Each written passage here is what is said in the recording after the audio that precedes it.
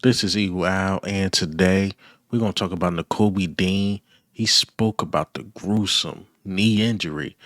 Also, AJ Brown no longer wants to be labeled as an underdog. And lastly, yeah, Packers, y'all crying. But let's get straight into it.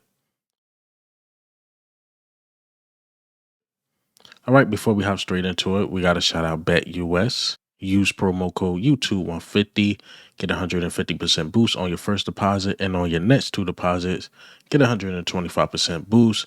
Again, shout out BetUS. And remember, gamble responsibly.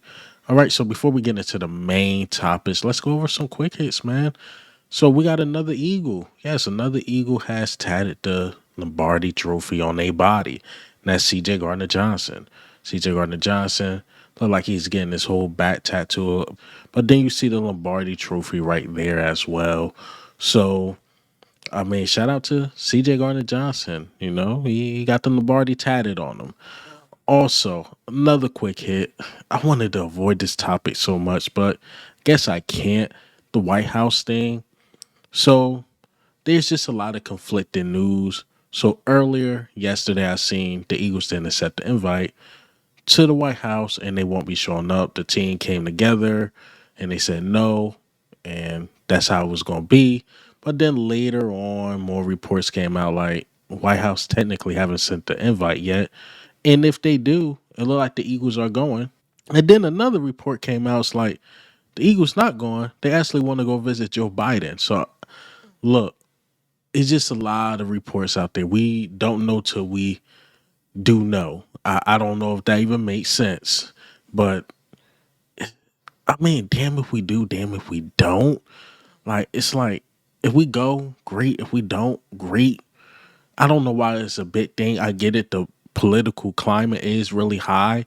It's like you either radical right or radical left. You don't really see a center. So, I, I mean, look, again, damn if they do, damn if they don't. It is what it is. We won the Lombardi, and it's like the political views is outweighing the Lombardi. We won the Super Bowl.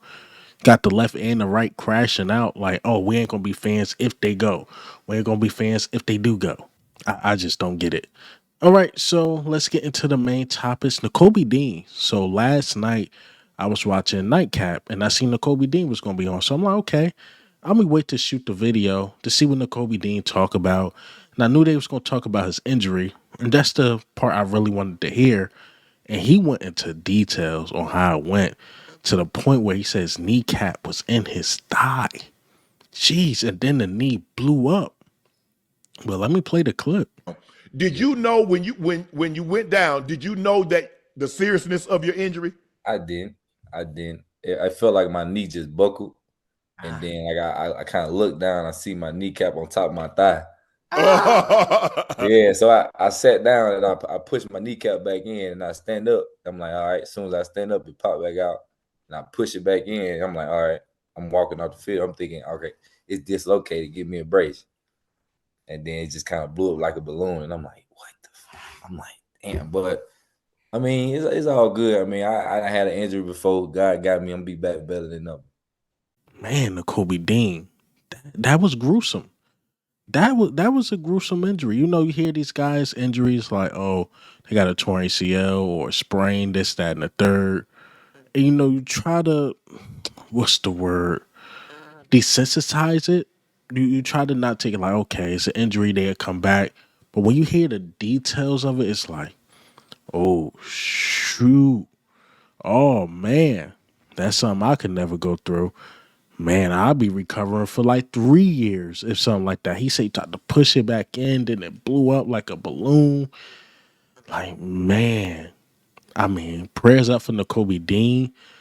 But as I reported in my other videos, he is walking around, moving around. He is on a fast track. So it's really good to see that from Nakobe Dean, especially dealing with a gruesome injury like that. He is young, so he should be able to recover pretty fast. He's been dealing with injuries a little bit since he's been in the league. But like he said, he's going to recover. He's going to be back. He's going to be back better than ever. And I can't wait to see Nakobe Dean back. I think he missed training camp. We will see. I think he's going to miss it, and I think he's going to come back like September, October-ish.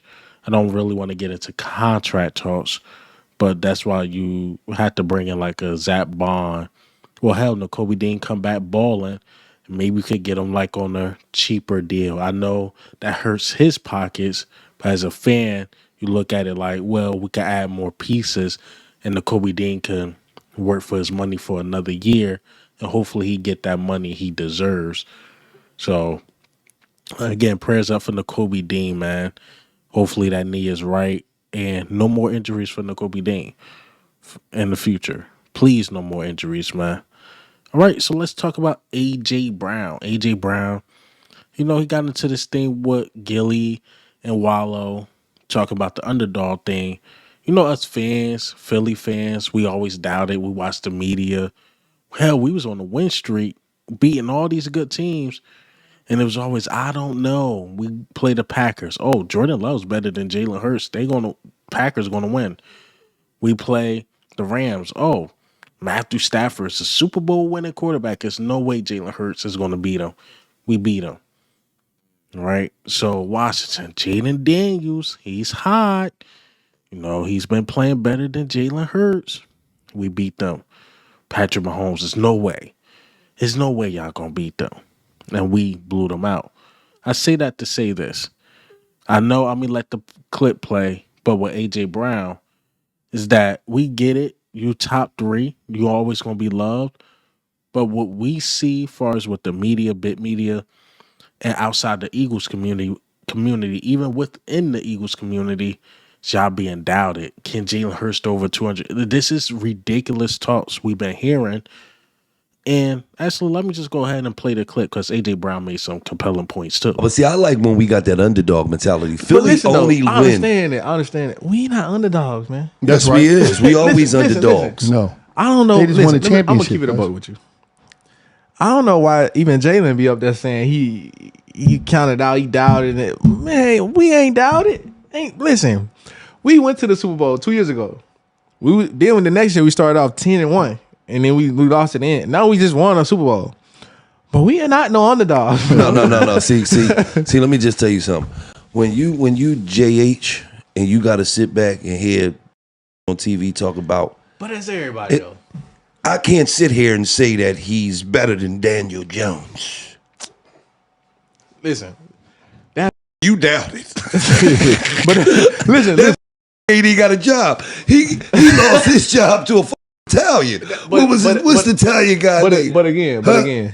Yeah, Danny DeVito, brother. That goes back fucking into mother makes the best the TV, spaghetti in all of New York. They just doing whatever, saying whatever they want to say to get more views, bro. But you gotta understand this too. We have an all-star team, bro. But you gotta understand this too. We not no underdogs, bro. You gotta understand this too. That's in your mindset. We know as Philly fans, we know we the shit. But to the media that's putting that out to the world, perception is reality. And they make it seem like Jalen Hurts is the 10th best quarterback in the league, but the niggas just keep winding up in the Super Bowl. The niggas went playoffs, Super Bowl, playoffs, Super Bowl. But when you hear it, Josh Allen is better than him, Justin Herbert is better than him, Lamar Jackson is better than him. Let's keep it going. Wait, the rookie, Jaden Daniels. Played 1 year. He already better than him. They already. Think about. Hold on. CJ Stroud. He in his second year. He already better than him. They said Mark Robinson is better than him. I don't even know who that is. Fuck is you talking about? It don't matter. They ain't say anybody better than him. They be making up. Some dude that play in the park. They just so if you Jalen and you got to wake up every day and see all these is better than you that never accomplished what you accomplished. When you go, since Jalen Hurts been a starter, he won more games than all of them. Every last one of them, he won more games than. Oh, but they gonna tell you. Yeah, like I said, AJ Brown made some points. Like, look, we went to the Super Bowl. We was on a win streak, even on the collapse year, and we won the Super Bowl. Like, why do people think we underdogs? And I get it. AJ Brown's a confident guy.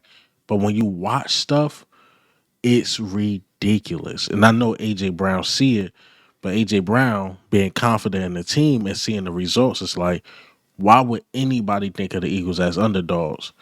And I'm telling you, man, it's not you, it's not Saquon. Hell, it's not the defense anymore. It's not the offensive line anymore or the defensive line. They try to attack your quarterback and your coach.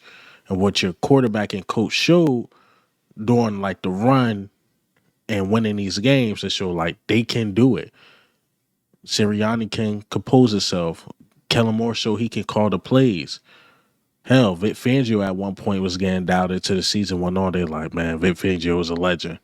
But Jalen Hurts showed like, yo, if you need me to throw the ball, I can do it. It's just that Saquon is having a historic year. But that's why we always went with the underdog thing, because we've been doubted and doubted and doubted and doubted. Eagles, proved a lot of people wrong, man. They proved a lot of people wrong. Now, let's talk about the Packers, why I called them some chumps, some punks. Because the Packers, they put in a proposal that the Tush Push should be banned.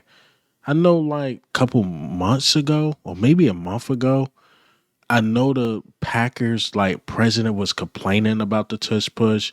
I think when we played the Commanders, he was complaining like it's not football, this, that, and the third, and it should be banned. And I know when it first came out, when they said an anonymous team, requested like a proposal for the Tush Push to be banned, a lot of people thought it was Washington, maybe the Cowboys, a team in our division, something in that matter. But no, it was the Packers. I heard this president complaining multiple times about the Tush Push, but the problem that's on his hands with the Green Bay Packers is that it's one team doing it good.